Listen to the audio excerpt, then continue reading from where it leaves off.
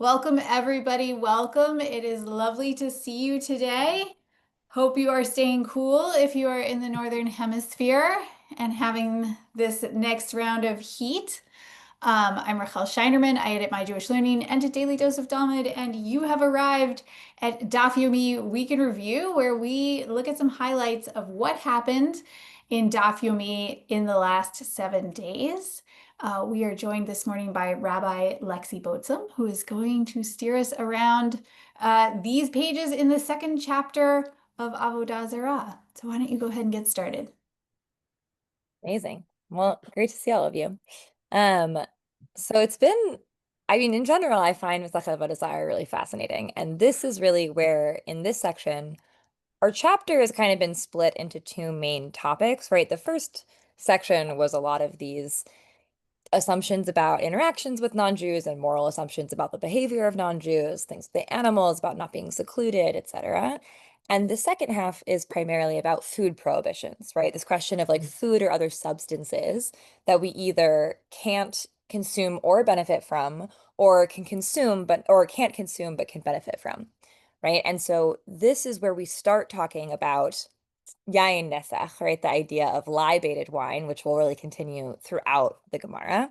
Um, and in particular, the beginning of this past week of Dapim really opens with this question. We've been talking about a connected but also very deeply separate prohibition of gilui, right? This concern that uncovered liquids or certain foods, if you just leave them like that for some period of time, a snake will deposit its venom in them, and then they will be poisonous, right? So it's this prohibition on consuming those things lest a person be injured or die. And so the opening is this like really in-depth conversation about what types of wines, the prohibitions, both of Gilui, of this like being revealed or open overnight, and the prohibition around Yain Nesech of idolatrous wine, are there limitations to what it applies to, right? So they end up concluding that boiled wine does not fall under either prohibition, which is why even today, right, people see like yain mevushal, boiled wine, is a very classic thing for kosher wines, such that any interaction from a non-Jew with it will not render it non-kosher wine, according to those who hold by the prohibition. Um, but that diluted wine, we get a series of very silly stories about snakes, right? Something that Miri Beth Wasserman in her book that really traces the entire Masechet, the entire tractate of Avodah Zarah, talks about snakes as this fascinating recurring theme throughout the tractate, right? We have this discussion of, the snake in Eden from last week, and we have the discussion about snakes depositing their venom, and we have the discussion about snakes biting people and killing them. It's this kind of fascinating theme that recurs. And so we are, in fact, worried that snakes might, in fact, still like diluted wine. Um, and so we go through all of these kinds of different misas. It ultimately concludes, as I said, diluted wine, both prohibitions of cooked wine and yain nesach apply, boiled wine, neither. And we get into these longer tangents about gilui, about the being like, liquids being open and vulnerable with a question of trustworthiness, right? Whose houses can we consume materials in? I imagine most of you, when thinking about kashrut nowadays, are not thinking, who can I trust to have not left their liquids uncovered and a snake might have deposited venom in it? But that is something that apparently the rabbis had very, front of the mind. So there's these interesting conflations that go along between the non-Jew and the Jewish woman that we've already seen a bit earlier in the chapter, where they compare eating at a widow's house with eating at a non-Jew's house. And the question of like in which scenario you should or shouldn't have to be worried that they like are not so scrupulous in covering their liquids, right? And more broadly, there's a lot of interesting sort of sociological insights into the behavior of Jews and non-Jews, being much more directly juxtaposed in this chapter, right? That when we have the discussion about dealing with people who are going to or from a fair or an idolatrous festival, right? That there's this notion of like, oh, well, whether you can deal with them going in that direction or leaving depends on whether they're a Jew or non-Jew. And it's based off of assumptions about what people are doing at these fairs, right? There's actually like a very negative assumption about like a lot of the Jews' behavior where they say if a Jew is coming back from a fair, then you can't trade with them, even though if a non-Jew is coming back, you can, because we assume the non-Jew is just selling various things, maybe not idol related, but they're like, why would a Jew go to a random non-Jewish fair to sell non-idolatrous things? They could sell that to us, right? If they're just selling food, why did they schlep all the way over there, right? So on the one hand, like this entire tractate obviously is like based in some ways on drawing these really rigid distinctions between Jews and non-Jews and also making a lot of assumptions about character and nature. But at the same time, it really is constantly challenging the nature of that binary and the question of whether there is actually like such essential difference or whether it is really sort of like the Torah and adhering to it that distinguishes Jews and non-Jews, but that we don't actually think that there's anything inherently better about Jewish behavior, which a lot of these sort of suspicions that are engendered seem to imply. Um, and then the sort of last section, which is also what we'll focus on the most today, is we have some discussion about non-Jewish vessels, right? Their ceramics and their wineskins, if they can be used, if they need to be koshered, if so, how can they be koshered, including some very strange stories of non-Jews like stealing a Jew's wineskins, using them for a little while, and then giving them back. And this is where we get the origin of the koshering technique in which things that have absorbed only via cold absorption, right? That it's stored a liquid for a very long time, we say that you can kosher them by filling it with water for 24 hours, like for 24 hours, dumping it out, refilling it, another 24 hours, dumping it out, refilling it. And by the end of 3 days, the vessel has been koshered. This is, people may be familiar, something that a lot of folks, especially Ashkenazim, do with like their drinking glasses before Pesach. The conservative movement and the Sephardim think glass doesn't need to be koshered, so it's not a concern for them. But for some subset of the people, they have a lot of cups just full of water for several days in advance of Passover. And finally, and this is what I want us to sort of zoom in on, we have discussions on some of the food prohibitions, which some of which are still pertinent today, right? We have a discussion about the cheese prohibition that was mentioned in the Mishnah back on um, 29, and like what is the actual nature of the cheese prohibition, which even the Mishnah indicated they were really confused about. And then we get the substances like bread and oil that are forbidden to eat but permitted to benefit from. And also this fascinating story about undoing one of those prohibitions that is already mentioned in the Mishnah.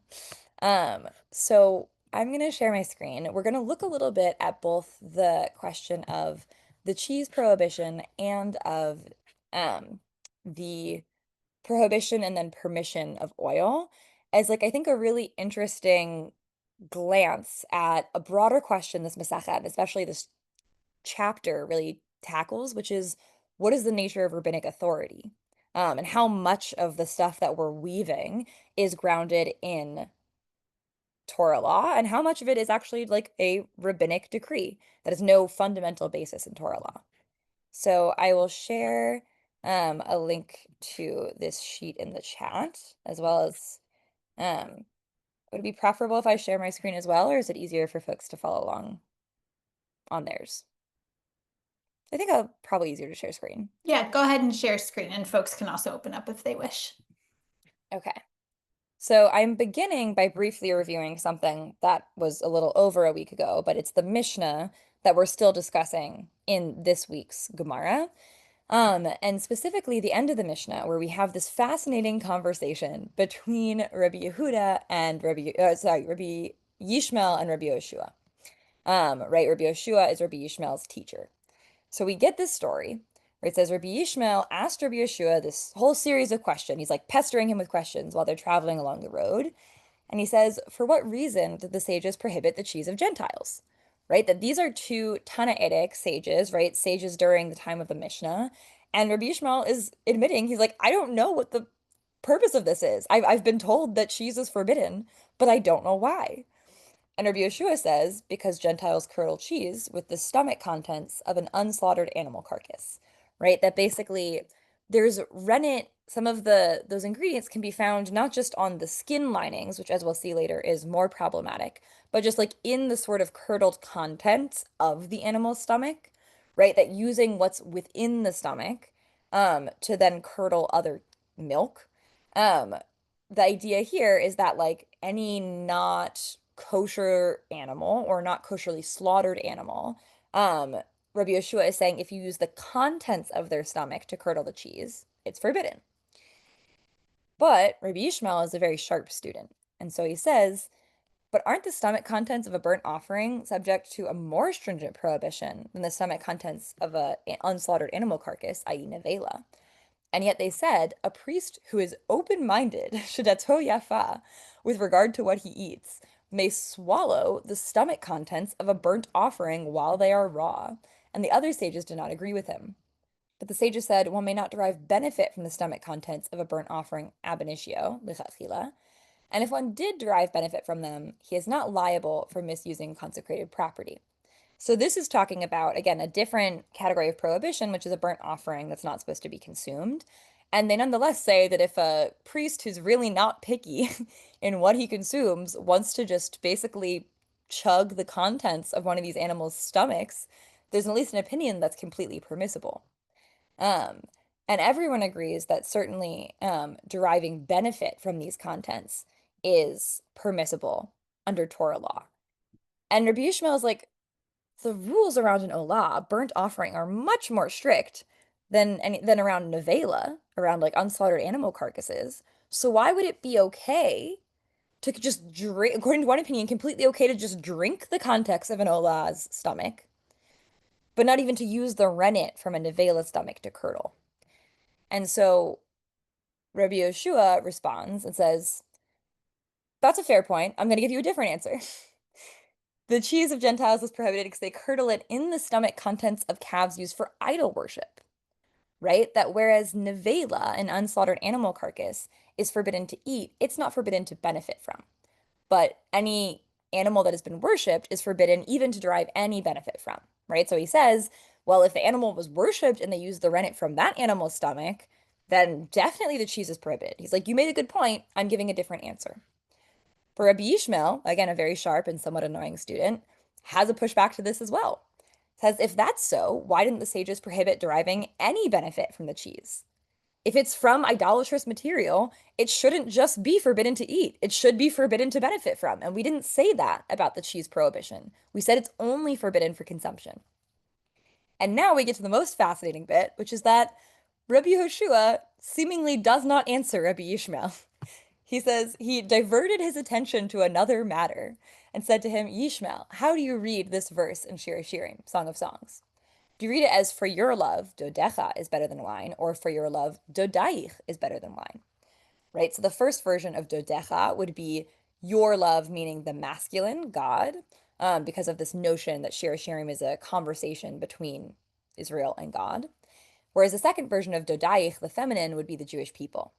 So Rabbi Yishmael says it should be your love, dodaich, is better than wine. Your love, that of the Jewish people, is better than wine. And Rabbi Yeshua says, no, you're incorrect, right? Because the next verse says, your ointments, shmanecha, which is definitely masculine, have a goodly fragrance. Ergo is referring to sort of the masculine figure that is God within the broader parable that the rabbis map onto Shir Shirim. So before we continue, just questions. When people saw this Mishnah, and especially the ending, what were your thoughts when you first encountered it? You can either raise your hand, like with the raise the hand function, or put it in the chat. Sorry, Yeah, Bosun, so can you see the exactly. chat? I can see the chat. Yeah, Aaron Boxer, that's also, in fact, something that we are going to talk about more later on this Hmm. sheet, is that like this is I really have a such a question. at the heart of the question, right? This idea that the rabbis, how much of this is grounded in just their own decrees, and when they're making their own decrees, how worried are they about whether they'll actually be taken seriously? Well, I Um, was wondering something. Isn't it? I was wondering, what about the issue of mixing meat and dairy? Wouldn't it be mixing meat and dairy when you have when you make cheese with rennet, because you're making it from the, say, especially the lining of the calf's stomach, that's meat, but then the rennet is meat, but then you're mixing that with dairy. Wouldn't that be an issue? So this is the thing that when you're making it, what they're talking about in the Mishnah here is not about using the lining of the stomach, but the contents of the stomach, and the contents are not meat, right? So using what is within the stomach, right? Just like from what's with inside of it is not meat. That's, well, either dairy or as we see later in the Gemara, the opinion is actually based on the notion that the contents of the stomach in that area are actually just considered to be like not food, which is the logic behind saying the contents are actually fine. Okay. But the lining of the stomach, it's correct that if it is not completely dried out, there is a potential issue of meat and dairy. And so the main reason that people end up, they will see there's a million reasons tossed out for why the cheese of non-Jews is forbidden, and most of them get dismissed, right? As a couple of them did in this Mishnah. And the one that sticks the most and that most people think is the sort of fundamental explanation is, in fact, the concern that it's being made with the stomach lining of these non-kosher animals. In which case, if it's performing a sort of essential function, when it's something that is already treif, it can never be nullified, right? So any cheese made with the stomach lining of a non-kosher animal or an animal that wasn't Hmm. slaughtered correctly is going to be treif. But while they sort of discourage this for somewhat obvious reasons, if you made the cheese with the stomach lining of a kosher animal, if it was small enough that you couldn't taste meat and cheese, then it would be permitted, even though lechatchila you're not supposed to, ideally you're not supposed to do that because you could create a meat and dairy prohibition, right? But since when it's just meat and cheese, which are by themselves not prohibited, they only create a prohibition if they produce taste in their combination. So that's a very long answer for saying that's not their main issue here, um, but that is something that appears elsewhere. Julius? Okay. Okay. Oh. My main question is, can you hear me? Yeah. Yes. My main question is, how do the rabbis distinguish what kosher wine is and what non-kosher wine is? That is the main question that I have.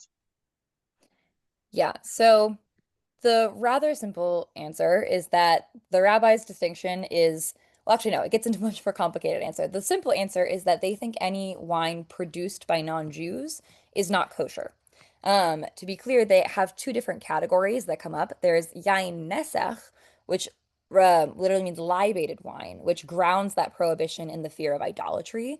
But then there is the phrase of stam yenam, which just means their wine. The idea that actually just any wine that a non-Jew has produced is prohibited. Um, Different sources say, is it just like an extra stringency because we're so worried about idolatry? Versus also in this week's section, we saw the connection of that to the prohibitions on cooked foods and bread, etc. The idea of socialization, that it's basically an anti-intermarriage imposition to say that like drinking wine is something that creates intimacy. And so having their wine at all is prohibited.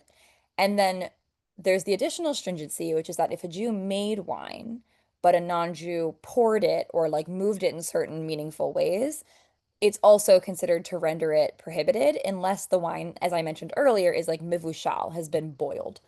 Um, that's why, again, it's like often very common. Certainly, all like kosher restaurants generally have like mivushal um, wine because they want to be able to employ servers who are both Jewish and non-Jewish, and a lot of folks, both within Orthodox, like in general within Orthodoxy, and some folks within conservative Judaism would not drink non-mivushal wine that had been served by non-Jews.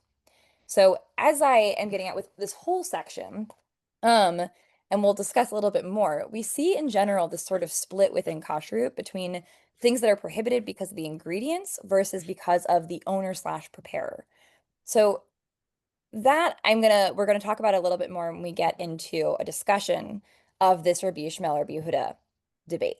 So in our Gemara this week, they pick up on the weird ending to our Mishnah, where Rabbi Yeshua seems to just ignore Rabbi Yishmael's question and divert him to asking a question about a pasuk, about a line in Shir Hashirim. And the Gemara says, "What is the meaning of the verse? For your love, dodecha is better than wine."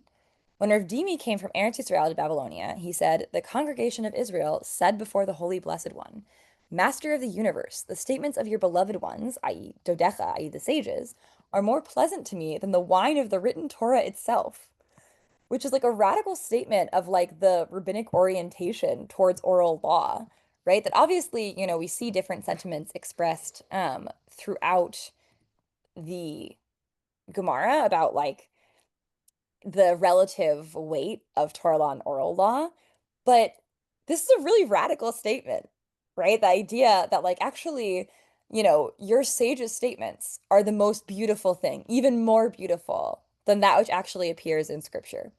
And that I think is a big sort of, even though it's meant as a little drash, like a little read of the line, already draws a connection between the way we're understanding Rabbi Yeshua and Rabbi Yishmael's conversation and the actual question that was being asked, which is, why is cheese prohibited? Right? And so the Gemara itself, um, you know, asks, what was the deal with this at the end of the Mishnah? Why did Rabbi Yeshua do this? What was different about this verse? So Rabbi Shimon ben Pazi said, and some say Rabbi Shimon ben Bar Ami said, he chose the verse because he sought to tell him a message from the beginning of the verse. Let him kiss me with the kisses of his mouth.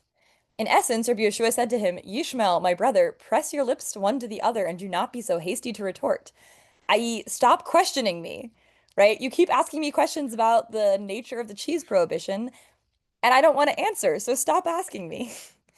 And so the Gemara asks, what's the reason? Right? Why would Rabbi Yoshua not want Rabbi Yishmael, his smart student, to pursue this line of thought? So Ula says, and some say Rav Shmuel bar Abba says, the ordinance prohibiting the cheese of Gentiles was a new decree, and therefore one does not scrutinize its origins. And they say, okay, well, what was the reason for the decree? One of the many answers given is the concern for puncturing, i.e., that once again, back to the snakes, the concern that they might deposit venom in the cheese. But the Gemara says, well, if that's true, if we're just worried about snakes depositing their venom, why did Rabbi Yeshua not say to Rabbi Ishmael, it's because of Nikor. We're worried about the snakes. If it's that simple of an answer, why didn't he give it? So the Gemara says that Rabbi Yeshua reasoned like Ula, because Ula says when the sages decreed a decree in the West, they would not reveal the reason behind it until 12 months of the year had passed, lest there be a person who does not agree with it and will come to treat it with contempt. Right? So this is such a fascinating look. And again, we see even more of this in the remaining dapim of this past week, as well as continuing forward. This question of like the rabbi's anxiety about prohibitions that they themselves have created, right? That the answers Rabbi Yeshua gave in the Mishnah before he was dismissed were both ones that would indicate why there's a Torah prohibition on potentially non-Jewish cheese, or at least like a rabbinic prohibition grounded at a Torah level concern. And here we're saying, no, like ultimately it's a decree. The sages instituted a Zarah, a decree saying non-Jewish cheese is not kosher. And Rabbi Yeshua, even if maybe there is a clear reason, which the Gemara seems to be sort of uncertain about, doesn't want to tell people why, because there's a concern that if the rabbis institute something new and say, this is why we're doing it, someone might easily say, and this is part of the logic that's often used for Xeras nowadays, like, well, that logic doesn't apply to me.